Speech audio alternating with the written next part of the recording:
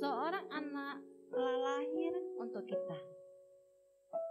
Seorang putra telah diberikan untuk kita.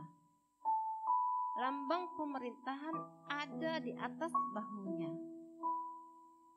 Dan namanya disebutkan orang Penasehat Ajaib, Allah yang perkasa, Bapa yang kekal, Raja Damai.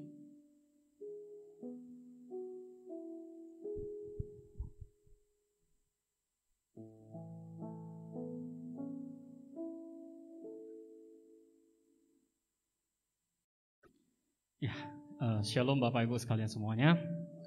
Ya, kita bersyukur kita boleh berkumpul di tempat ini, kita boleh sama-sama beribadah. Terlebih lagi kita boleh memasuki Advent yang pertama pada hari ini. Biarlah sebelum kita memulai ibadah kita, mari kita sama-sama kita bersaat teduh sejenak.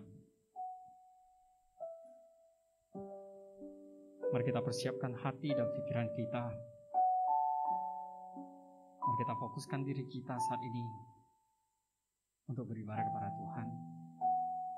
Dan biarlah setiap kita letakkan segala permasalahan kita ke dalam tangan Tuhan, sehingga pada saat ini kita boleh berfokus kepadanya.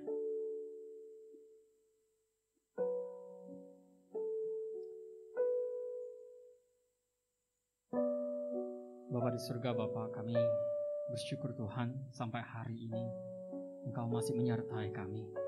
Engkau masih memimpin kami dalam hidup kami. Kami boleh berkumpul di tempat ini Tuhan, di rumah-Mu Bapa. Kami bersyukur untuk penyertaan-Mu.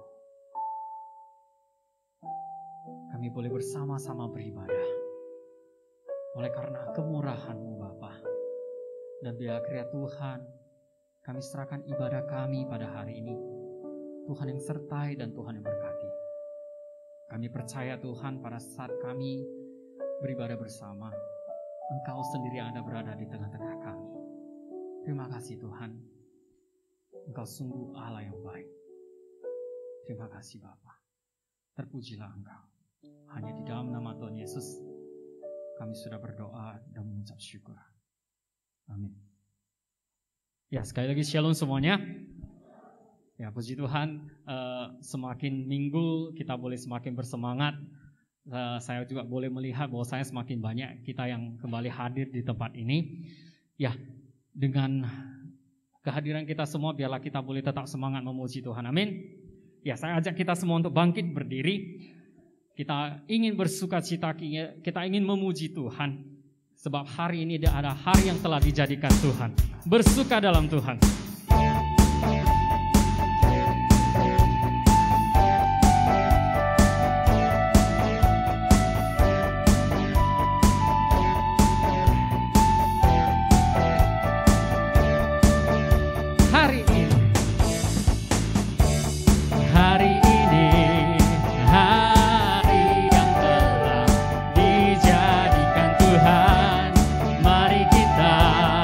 Bersuka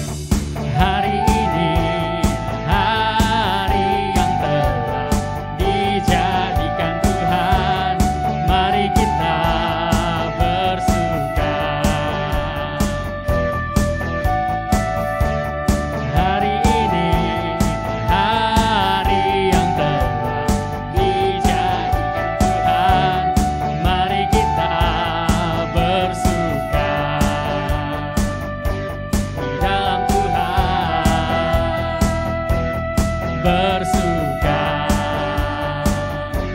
di dalam Tuhan. Mari kita sama-sama bersuka dalam Tuhan. Bersuka dalam Tuhan. Mari bersuka citalah. Mari bersuka dalam Tuhan. Sekarang bersuka cita. Bersuka dalam Tuhan. Bersuka dalam Tuhan. Mari bersuka citalah. Mari bersuka dalam Tuhan. Sekarang bersuka citalah. Ya, saya yakin setiap kita masih belum lelah untuk memuji Tuhan. Amin. Ya, mari kita umat pilihannya, kita ingin memuji Dia lebih lagi, kita ingin menggenapi firman-Nya, kita ada umat pilihannya. Kita angkat pujian sekali lagi, Ku Kan Bangkit.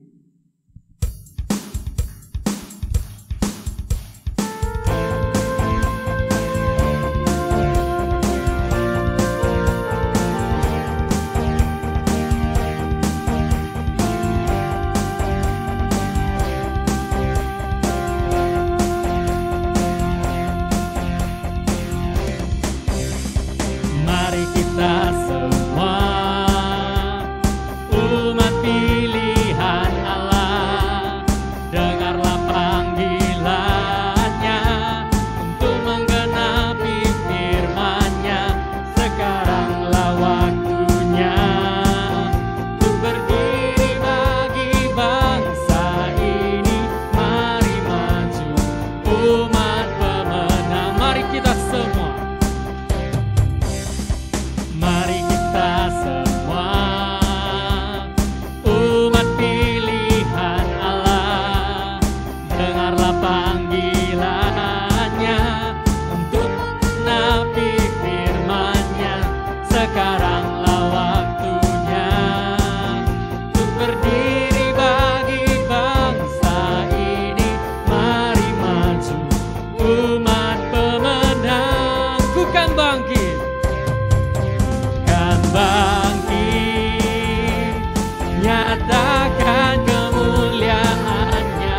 Bukan bangkit, nyatakan kebesaran-Nya. Sampai setiap lutut bertelur, semua lidah mengaku Yesus Kristus Dialah Tuhan, Raja segala raja.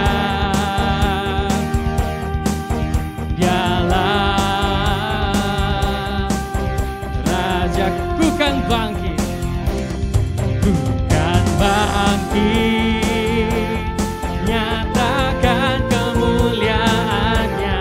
Ku kan bangkit, nyatakan kebesaran-Nya. Sampai setiap lutut bertelur, semua lidah mengaku Yesus Kristus Dialah Tuhan, Raja segala raja. Dialah Raja. Kita berikan tepuk tangan untuk kemuliaan Tuhan.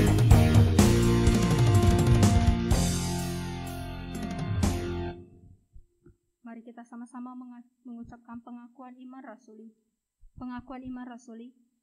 Aku percaya kepada Allah, Bapa yang Maha Kuasa, Kali langit dan bumi, dan kepada Yesus Kristus Anaknya yang tunggal Tuhan kita, yang dikandung daripada Roh Kudus, lahir dari anak darah Maria, yang menderita sengsara di bawah pemerintahan Pontius Pilatus, disalibkan, mati dan dikuburkan. Pada hari yang ketiga, bangkit pula dari antara orang mati, naik ke surga, duduk di sebelah kanan Allah, Bapa yang Maha Kuasa. dan dari sana ia akan datang untuk menghakimi orang yang hidup dan yang mati. Aku percaya kepada Roh Kudus, gereja yang kudus dan am, persekutuan orang kudus, pengampunan dosa, kebangkitan orang mati, dan hidup yang kekal. Amin. Jemaat dipersilakan duduk. Sebelum mendengarkan firman Tuhan, mari kita mengangkat satu lagu pujian, Pribadi yang Mengenal Hatiku.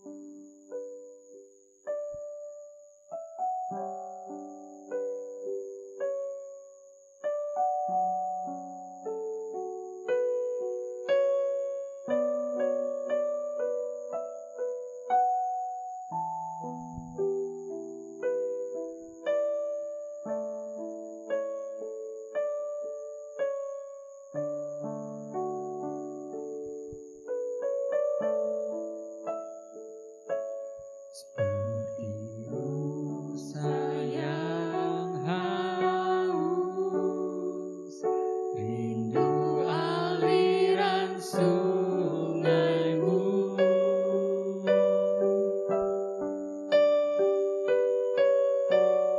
Hatiku tak tahan menunggumu.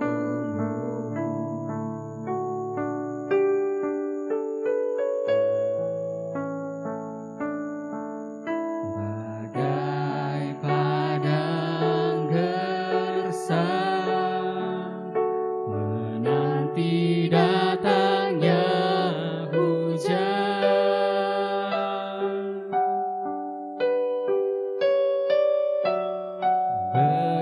begitupun jiwaku. Tuhan, hanya Engkau ya Tuhan. Hanya Engkau,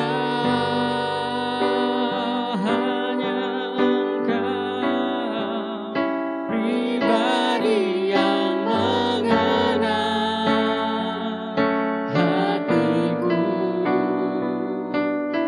Tiada yang tersembunyi bagimu. Seluruh isi hatiku Kau tahu, dan bawaku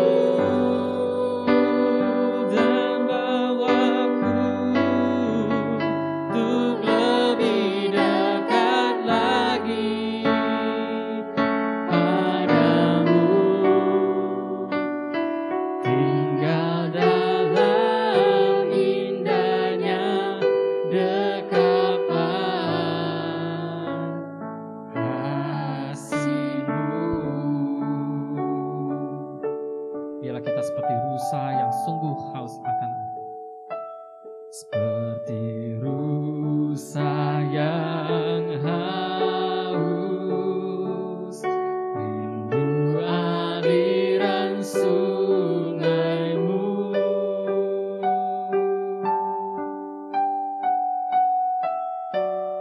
Hatiku tak tahan menunggumu.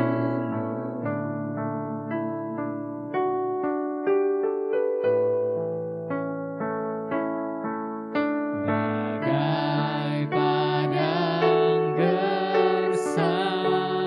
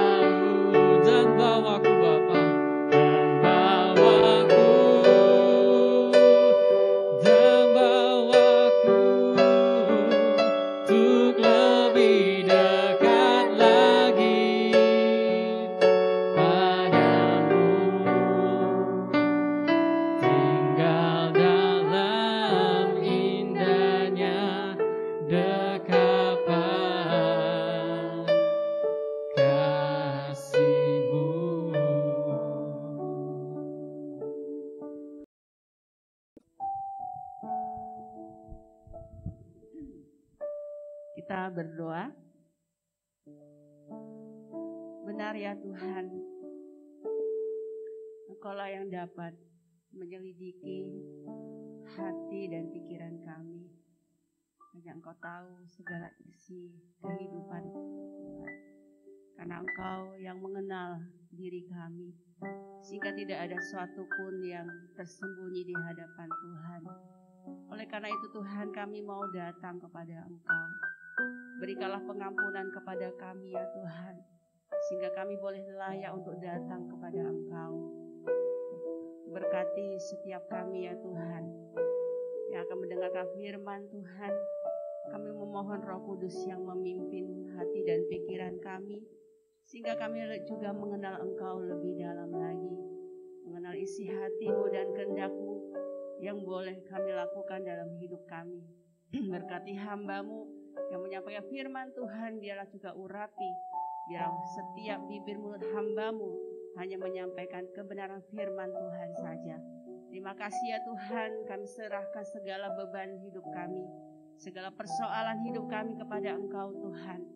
Kami yang sakit Engkau sembuhkan, kami yang memiliki pergumulan Engkau kuatkan ya Tuhan, kami yang kekurangan Engkau cukupkan ya Tuhan. Dan kami percaya bahwa pengasihan Tuhan begitu sempurna, karena Engkau senantiasa menyertai kami. Terima kasih Tuhan, berkati setiap jemaat-Mu ya Tuhan, yang pun pada saat ini beribadah di rumah. Tuhan juga berkati, biar Engkau hadir tengah-tengah mereka, mengurapi dan menyertai mereka. Dan kami yang ada di tempat ini, di rumah-Mu Tuhan, kami siap mendengarkan firman-Mu. Dalam nama Tuhan Yesus kami berdoa. Amin. Ya, shalom Bapak Ibu yang dikasihi Tuhan. Ya, mari kita membuka Alkitab kita, membuka firman Tuhan dari Kolose pasal yang ketiga.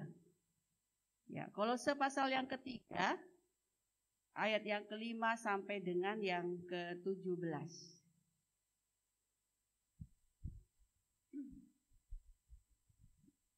Kolose pasal yang ketiga, ayat yang kelima sampai dengan yang ke-17. Ya, saya akan membacakan bagi kita semuanya. Bapak Ibu menyimak di Alkitabnya masing-masing ya. Kolose 3 ayat 5 sampai 17, manusia baru. Karena itu matikanlah dalam dirimu segala sesuatu yang duniawi, yaitu percabulan, kenajisan, hawa nafsu, nafsu jahat, dan juga keserakahan yang sama dengan penyembahan berhala. Semuanya itu mendatangkan murka Allah atas orang-orang durhaka. Dahulu kamu juga melakukan hal-hal itu ketika kamu hidup di dalamnya. Tetapi sekarang buanglah semuanya ini, yaitu marah, geram, kejahatan, fitnah, dan kata-kata kotor yang keluar dari mulutmu. Jangan lagi kamu saling mendustai, karena kamu telah menanggalkan manusia lama serta kelakuannya, dan telah mengenakan manusia baru yang terus-menerus diperbaharui untuk mempelai pengetahuan yang benar menurut gambar haliknya. Dalam hal ini tiada lagi orang Yunani atau orang Yahudi, orang bersunat atau orang tak bersunat, orang barbar atau orang Skit, Buddha atau orang merdeka, tetapi Kristus adalah semua dan di dalam segala sesuatu.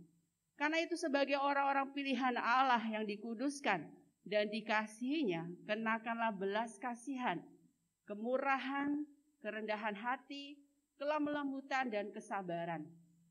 Sabarlah kamu terhadap seorang yang lain dan ampunilah seorang akan yang lain. Apabila yang seorang menaruh dendam terhadap yang lain, sama seperti Tuhan telah mengampuni kamu, kamu perbuat jugalah demikian. Dan di atas semuanya itu kenakanlah kasih sebagai pengikat yang mempersatukan dan menyempurnakan. Hendaklah damai sejahtera Kristus memerintah dalam hatimu, karena untuk itulah kamu telah dipanggil menjadi satu tubuh, dan bersyukurlah. Hendaklah perkataan Kristus diam dengan segala kekayaannya di antara kamu, sehingga kamu dengan segala hikmat mengajar dan menegur seorang akan yang lain, sambil menyanyikan mazmur dan puji-pujian dan nyanyian rohani. Kamu mengucap syukur kepada Allah di dalam hatimu, dan segala sesuatu yang kamu lakukan dengan perkataan atau perbuatan, Lakukanlah semuanya itu dalam nama Tuhan Yesus sambil mengucap syukur oleh Dia kepada Allah Bapa kita. Ya Bapak Ibu yang dikasihi Tuhan, berbahagialah kita yang membaca, merenungkan dan melakukan firman Tuhan dalam kehidupan kita setiap hari. Ya, tema kita pada pagi hari ini adalah manusia yang baru, ya. Manusia yang baru. Nah, Bapak Ibu yang dikasihi Tuhan, tentunya ketika kita berpikir atau mengatakan baru, pasti kita berpikir bahwa kita akan mendapatkan segala sesuatu yang baru itu sesuatu yang sangat menyenangkan bagi kita, ya, dapat rumah baru gitu ya, HP baru, ya kan, kehidupan yang baru, segala sesuatu yang baru pasti sesuatu yang sangat menyenangkan, ya. Nah, oleh karena itu dalam firman Tuhan ini kita akan berbicara bagaimana kita menjadi seorang yang menjadi ciptaan baru, ya. Kita tahu bahwa ciptaan baru itu adalah anugerah Allah. Tetapi menjadi manusia baru, kita membutuhkan suatu proses yang panjang. Membutuhkan suatu perjuangan, kerja keras, bahkan waktu lama, yang lama dan proses yang selalu tidak menyenangkan. Nah, Tuhan, tapi inilah yang harus kita kerjakan dalam hidup kita supaya kita dapat mengalami hidup yang terus diperbaharui dan menjadi serupa seperti Kristus. Nah, oleh karena itu dalam bagian firman Tuhan yang sudah kita baca tadi, kita akan melihat bahwa ada 4 langkah yang harus kita lakukan untuk menjadi manusia yang baru di dalam Kristus. Ya, langkah yang pertama kita melihat pada ayat yang ke-5 sampai yang ke-7. Saya akan bacakan ya. Karena itu matikanlah dalam dirimu segala sesuatu yang duniawi, yaitu percabulan, kenajisan, hawa nafsu, nafsu jahat, dan juga keserakahan yang sama dengan penyembahan berhala. Semuanya itu mendatangkan murka Allah atas orang-orang durhaka. Dahulu kamu juga melakukan hal itu ketika kamu hidup di dalamnya. Bapak Ibu yang dikasihi Tuhan, langkah yang pertama untuk kita boleh menjadi manusia baru itu adalah mematikan dosa. Mematikan segala dosa, ya. Nah, apa itu arti mematikan? Mematikan itu artinya menaklukkan, ya, menundukkan kebiasaan-kebiasaan, pikiran-pikiran yang jahat yang seringkali menguasai pikiran kita. Ketika kita mungkin masih belum percaya, kita dikuasai oleh pikiran-pikiran yang jahat, pikiran-pikiran yang negatif. Sehingga dikatakan matikanlah, artinya bunuhlah, binasakanlah, ya.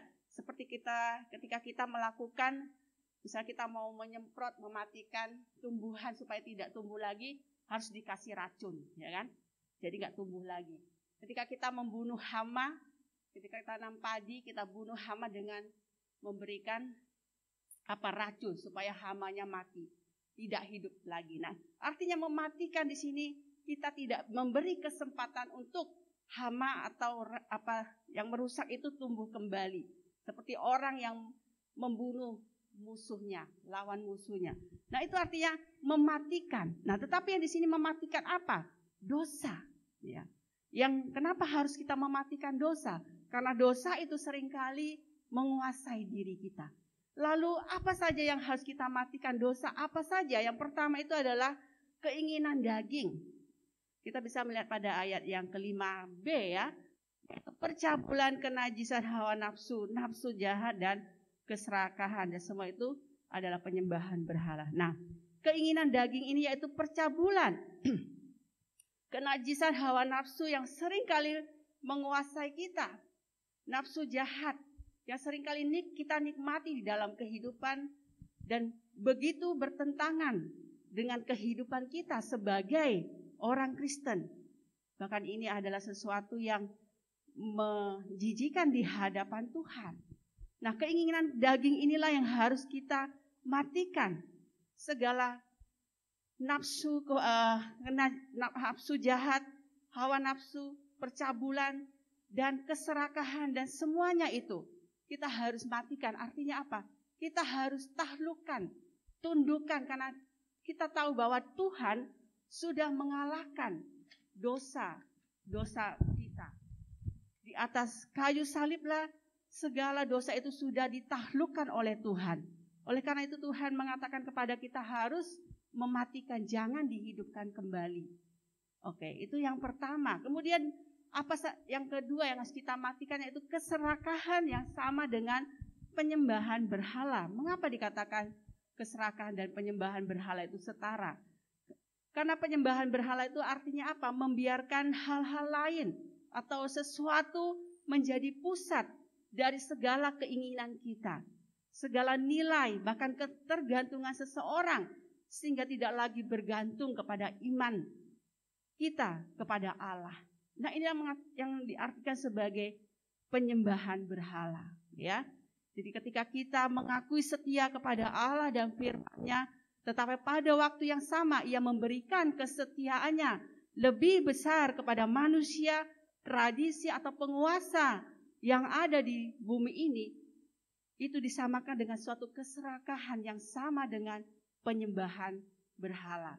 Jadi penyembahan berhala itu bukan saja hanya menyembah patung yang bisa nampak, tetapi ketika kita mengutamakan hal yang lain dari Tuhan, itu sudah termasuk dalam penyembahan berhala. Nah, dengan demikian tidak sesuatu pun boleh lebih diutamakan daripada hubungan yang setia kepada Allah dan firman-Nya. Itu kita bisa lihat pada Efesus 5 ayat 5. Mari kita buka Efesus pasal yang kelima, ayat yang kelima. Ya, Efesus 5 ayat kelima saya akan bacakan. Karena ingatlah ini baik-baik, tidak ada orang sundal, orang cemar atau orang serakah. Artinya penyembah berhala yang mendapat bagian di dalam kerajaan Kristus dan Allah. Nah, ini suatu dinyatakan oleh Tuhan bahwa ketika kita tidak mematikan dosa-dosa ini, maka kita tidak akan mendapat bagian dalam kerajaan Allah. Jadi semua dosa ini harus kita matikan, ya. Dosa keinginan daging, keserakahan dan penyembahan berhala. Nah, dosa yang disebutkan di sini oleh Paulus adalah dosa yang dilakukan oleh jemaat-jemaat yang ada di Kolose pada waktu itu.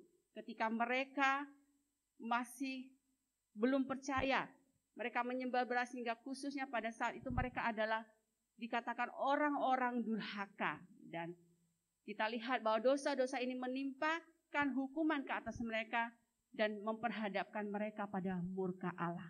Sehingga pada ayat yang ke-7 dikatakan di situ bahwa Tuhan murka kepada orang-orang yang melakukan dosa-dosa tersebut.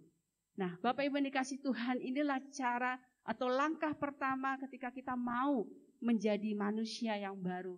Kita harus mematikan segala dosa kita, baik keinginan daging ataupun keserakahan dan penyembahan berhala. Kemudian langkah yang kedua adalah membuang semua perkataan yang kotor. Kita lihat pada ayat 8 dan 9 saya bacakan. Tetapi sekarang buanglah semuanya ini, yaitu marah, geram, kejahatan, fitnah, dan kata-kata kotor yang keluar dari mulutmu. Jangan lagi kamu saling mendustai, karena kamu telah menanggalkan manusia lama serta kelakuannya. Yang kedua, setelah kita mematikan, kita harus membuang semua perkataan, ya, perkataan yang kotor, artinya perkataan yang tidak menjadi berkat. Dalam bahasa Indonesia sehari dikatakan, tetapi sekarang hendaklah kalian membuang hal-hal yang jahat dari dirimu. Jangan lagi marah atau mengamuk atau mempunyai perasaan benci terhadap orang lain. Jangan sekali-kali keluar dari mulutmu perkataan-perkataan caci maki atau perkataan yang kotor. Bapak Ibu yang dikasihi Tuhan, segala perkataan yang kotor harus kita buang. Artinya seperti kita membuang sampah di dalam rumah kita. Karena sampah itu adalah sesuatu kotoran yang berbau busuk, yang akan mempengaruhi ruangan kehidupan kita, ruangan hati kita. Sehingga itu semua harus kita buang. Bukan hanya sampah di rumah kita, Bapak Ibu, ya. Kalau kita ada sampah di rumah, baunya tidak enak, pasti kita akan terganggu. Kita tidak akan nyaman tinggal di rumah itu. Sama dengan diri kita. Ketika kita menyimpan sampah dosa itu di dalam diri kita, itu akan membuat kehidupan hati kita tidak damai sejahtera. Hati kita tidak nyaman. Kita merasa gelisah, khawatir, takut. Karena kita menyimpan sampah itu. Sehingga dikatakan Tuhan, buanglah segala sesuatu yang ada di dalam hatimu, yaitu sampah-sampah yang mengotori hati dan pikiran kita. Nah, Bapak Ibu yang dikasihi Tuhan, inilah yang menjadi langkah yang kedua. Nah, Bapak Ibu yang dikasihi Tuhan, ada satu kesaksian, saya punya seorang teman ya. Jadi dia seorang teman, dia sedang mengancam, ditulisnya di Facebooknya ya. Nah, saya mengira ini akun ya, akunnya dibajak orang, sudah ada kata-kata yang mengancam, mengkritik seperti itu ya. Nah, ternyata tidak. Status itu benar-benar ia tuliskan di Facebooknya karena dia sedang marah, sedang geram ya dengan seseorang. Padahal orang ini terkenal sangat baik seperti itu ya. Tetapi dia mengungkapkan rasa kekesalannya ya, rasa marahnya di Facebooknya karena dia sedang berselisih.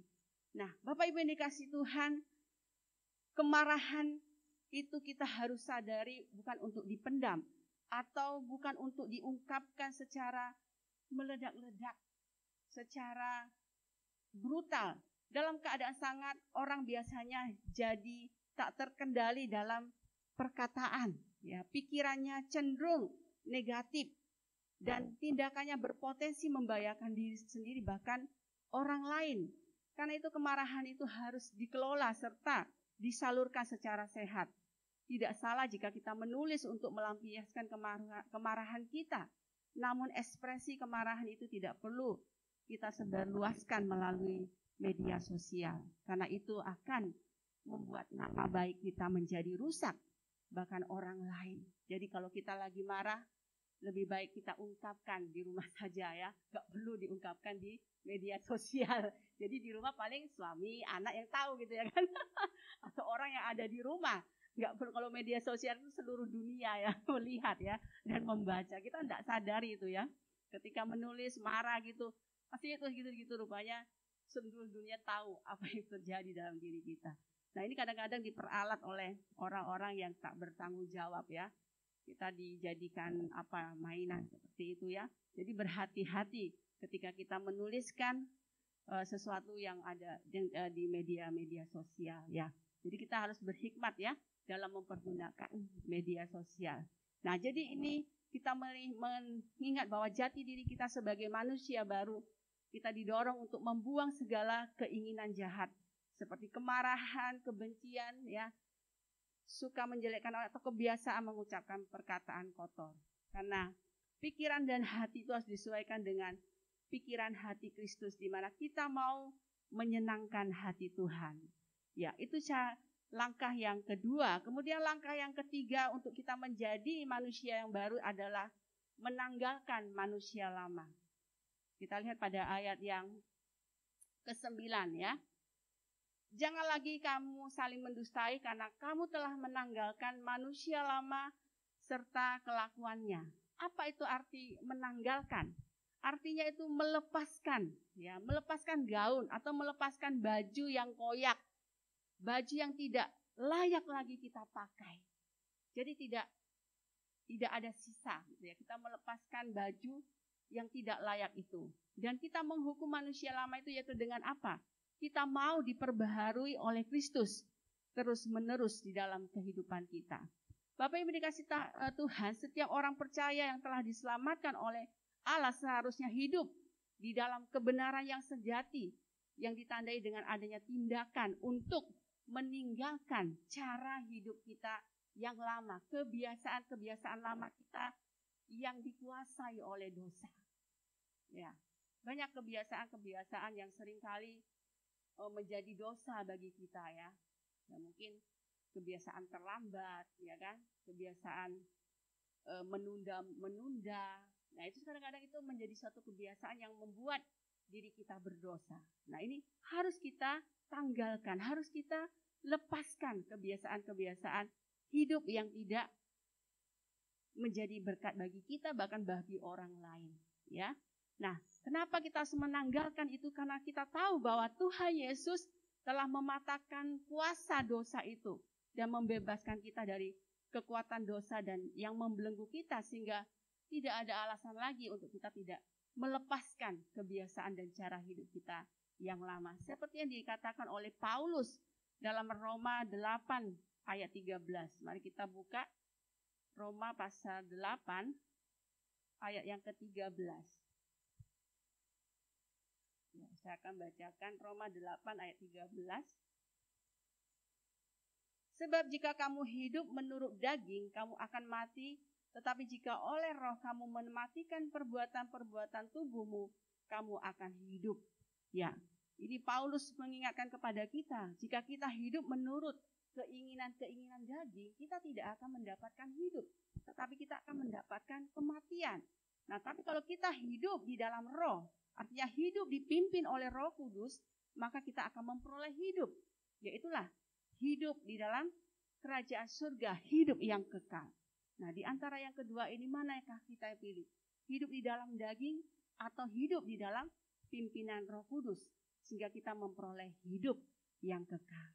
Itu yang ketiga. Kemudian langkah yang terakhir adalah langkah yang keempat. Untuk menjadi manusia baru adalah apa?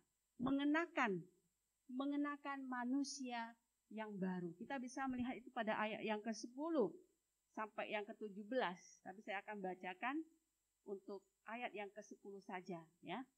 Karena itu sebagai orang-orang pilihan Allah yang dikuduskan dan dikasihinya, kenakanlah belas kasihan, kemurahan, kerendahan hati, kelemah lembutan dan kesabaran, ya. Kemudian ayat ke-14, dan di atas semuanya itu kenakanlah kasih sebagai pengikat yang mempersatukan dan menyempurnakan. Ayat ke-15, hendaklah damai sejahtera Kristus memerintah dalam hatimu, karena untuk itulah kamu telah dipanggil menjadi satu tubuh, dan bersyukurlah.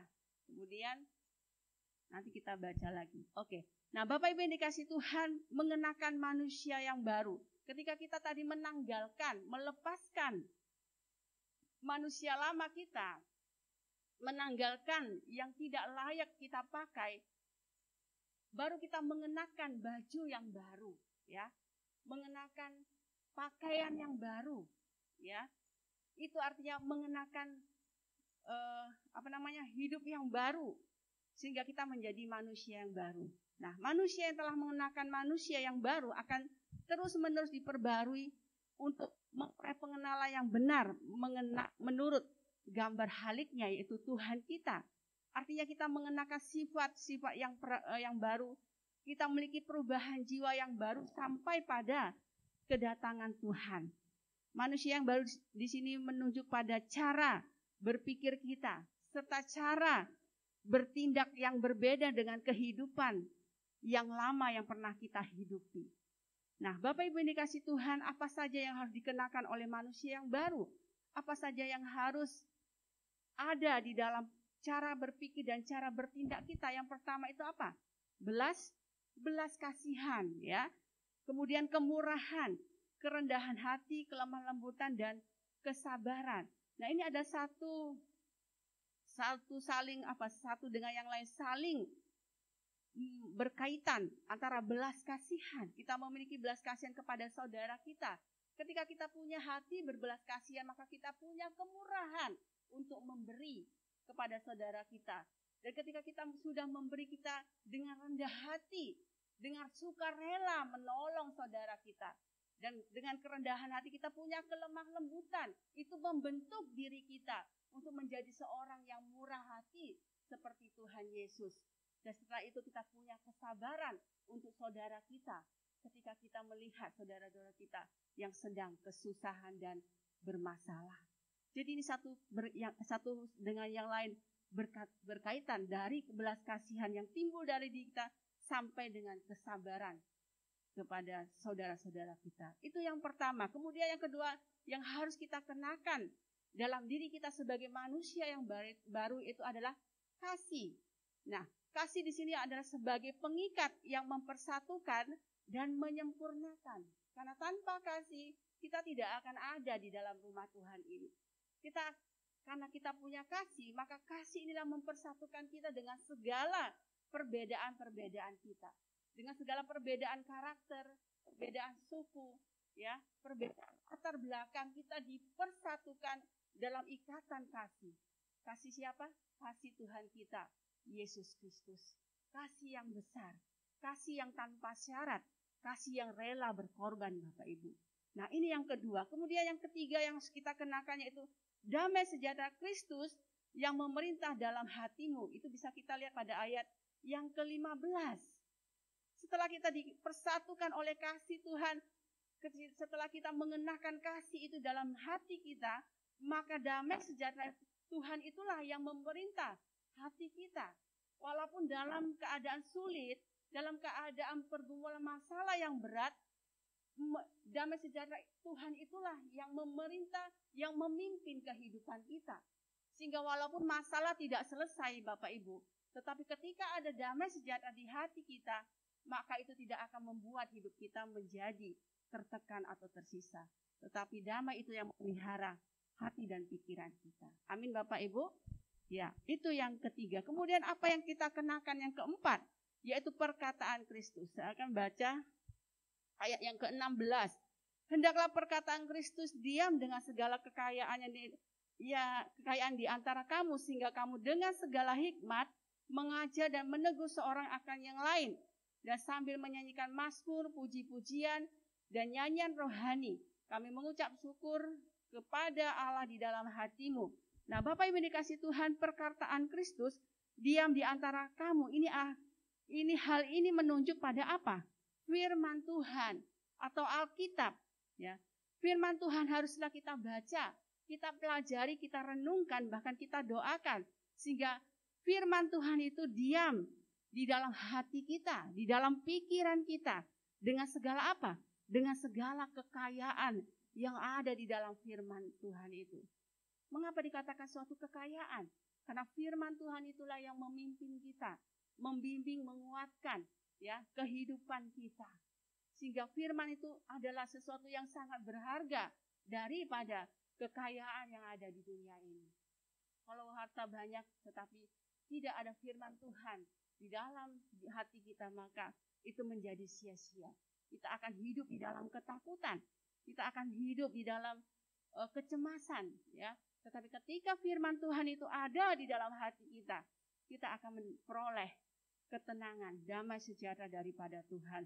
Nah, Bapak Ibu yang dikasih Tuhan, jika firman itu yang terus kita baca, kita lakukan dalam perkataan, perbuatan, bahkan motivasi kita, maka itu akan terus mempengaruhi dan menguasai seluruh segi kehidupan kita.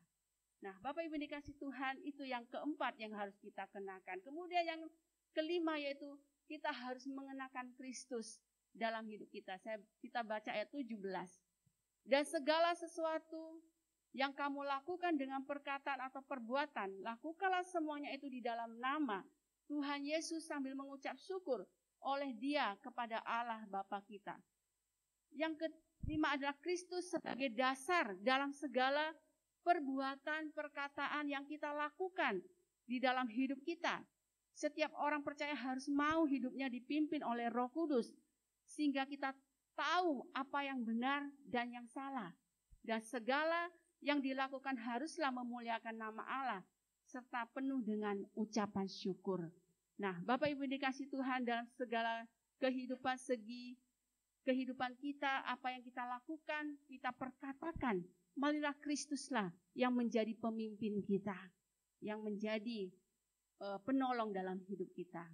Nah, oleh karena itu Bapak Ibu dikasih Tuhan, yang menjadi kesimpulan kita pada pagi hari ini, supaya kita mau menjadi manusia baru, maka ada 4 langkah yang harus kita lakukan. Yang pertama itu apa Bapak Ibu? Mematikan dosa. Dosa apa tadi? Keinginan daging, keserakahan, dan penyembahan berhala. Kemudian membuang segala perkataan yang kotor. Itu apa? Marah, geram, fitnah, perkataan kotor, itu harus kita buang ya. Kemudian yang ketiga apa? Menanggalkan manusia lama, melepaskan dosa-dosa kita. Kemudian yang keempat, kita harus mengenakan apa? Manusia yang yang baru. Apa yang kita kenakan? Belas kasihan, kemurahan, kesabaran. Kemudian apa lagi tadi? Kasih, damai sejahtera.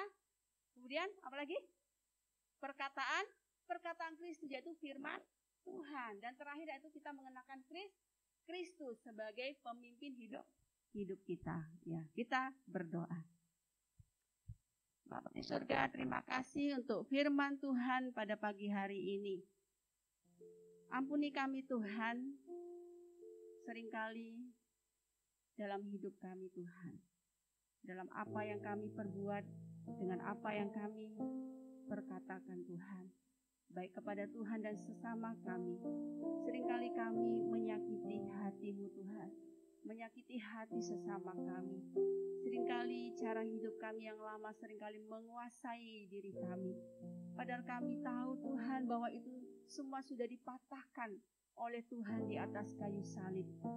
Berikanlah kami pengampunan belas kasihan-Mu ya Tuhan. Pimpin dan tolonglah kami ya Tuhan. Melalui Roh Kudus-Mu, Engkau memampukan kami untuk boleh hidup menjadi manusia yang baru. Dan kami boleh mengenakan setiap karakter yang baik. Biarlah kasih-Mu Tuhan, kelemah lembutan, dan perkataan Kristus yaitu firman Tuhan. Dan biarlah damai sejahtera itu yang memelihara hati dan pikiran kami Tuhan. Dan firman-Mu yang menopang, yang membimbing kami sehingga kami terus diperbaharui dari demi hari, terus menerus. Sehingga kami boleh menjadi serupa seperti Kristus.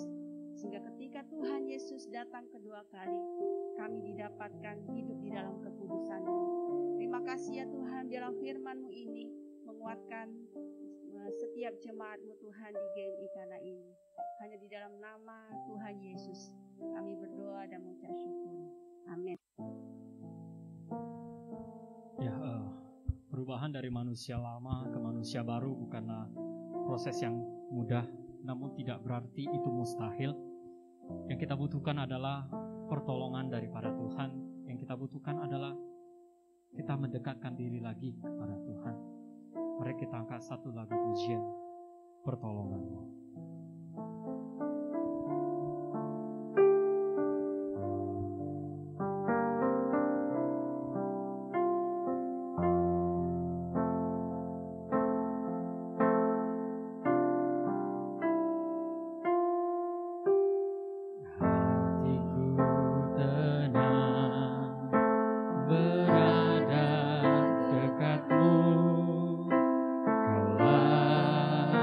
Jawab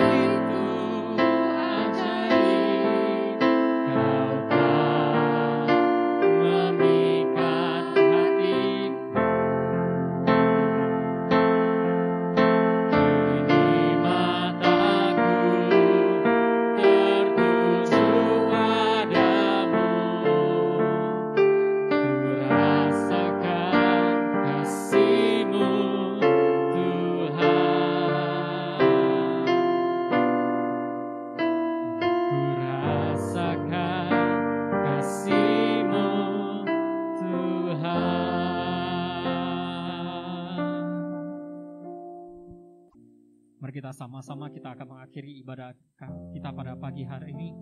Mari kita sama-sama kita berdoa, doa Bapa kami. Doa Bapa kami.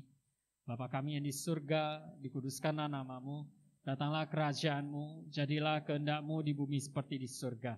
Berikanlah kami pada hari ini makanan kami yang secukupnya, dan ampunilah kami akan kesalahan kami, seperti kami juga mengampuni orang yang bersalah kepada kami. Dan janganlah membawa kami ke dalam pencobaan, tetapi lepaskanlah kami daripada yang jahat, karena Engkaulah yang punya kerajaan, dan kuasa, dan kemuliaan, sampai selama-lamanya. Amin. Doksologi. Kepada Allah dipuji, serta kepada Al-Masih, Rohul Kudus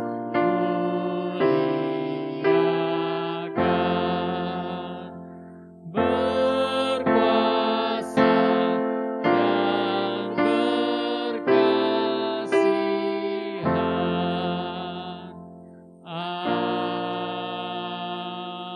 Amin. Doa berkat.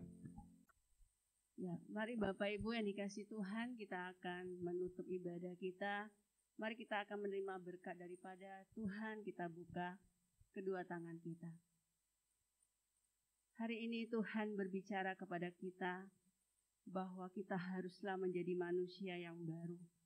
Oleh karena itu mari kita semuanya mengenakan kasih dan segala sesuatunya untuk boleh kita menjadi manusia-manusia yang dikasihi Tuhan. Terimalah berkat daripada Allah.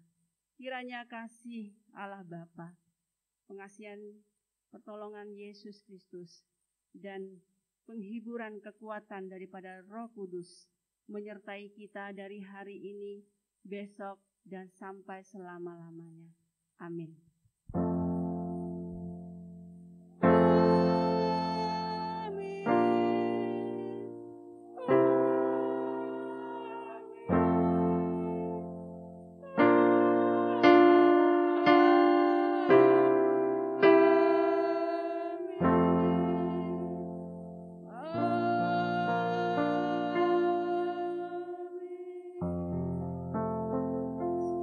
Silakan duduk saat teduh.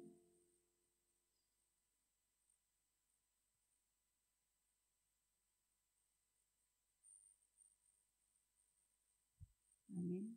Selamat hari Minggu. Warta dari Pak Suplit.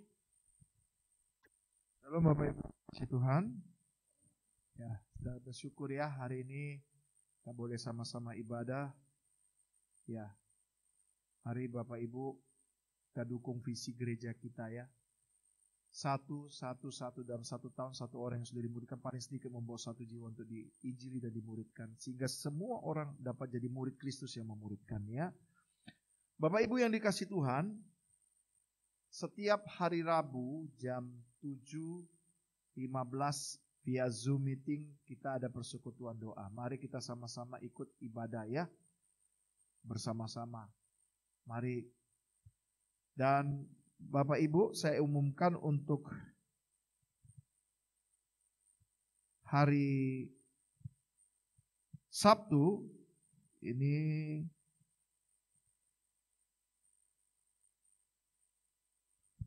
tanggal 4 Desember 2021 ya. Ya, ini ada jam 19.30 itu ada perayaan pemuda remaja ya. Diharapkan bisa hadir jam 7.30 di GMI Kana di sini.